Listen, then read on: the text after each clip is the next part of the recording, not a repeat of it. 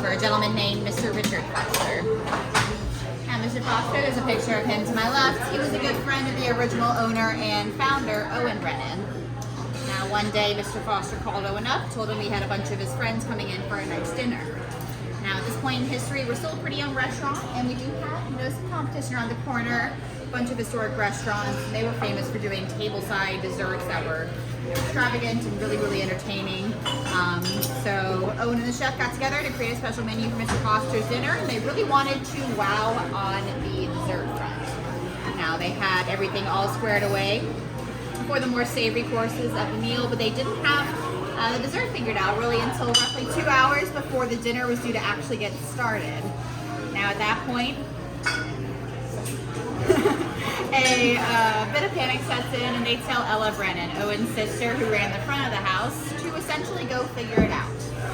Now, whenever you put a dessert in the hands of someone on this side of the kitchen, you're not really doing yourself many favors. She wasn't the most well-equipped to conceptualize this dessert, especially within the time frame she had to work with. But she was smart, and she pulled inspiration from a dish her mother would often make for the rest of the Brennan's kids, which was sauteed fruit and a bit of a caramel sauce as a sweet treat for breakfast. So she thought she could take that same technique, apply it to a bunch of bananas we happen to be having in-house, and serve it with some vanilla ice cream, and then flambe tableside with some rum for extra flair.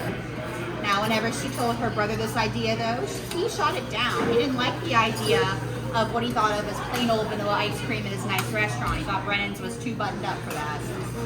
Little did he know it would go over pretty well, as Ella decided to serve it anyway. Time wasn't on her side at this point, and she also knew it would be delicious, and the brother was being a bit of a pain about this whole process. So, nice little I told you so, and here we are 7 years later. So, you ready, doll? 3, 2, 2.5.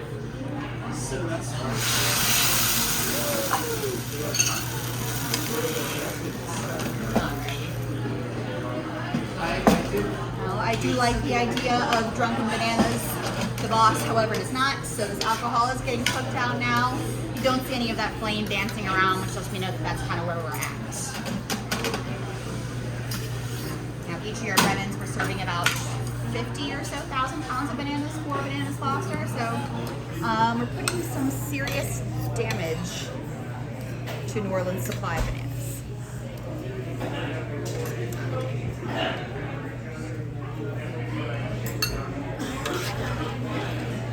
And of course, the liquid gold. Now, up until about the 70s, the servers would often sprinkle the cinnamon into the flame when the rum would go in. There's plenty of oils in cinnamon, and it kind of sparkles in the flame. Looks like little fireworks popping around. And that was all well and good until at one point there had been so much cinnamon caked up in the air conditioning vent that there was a fire to the second story.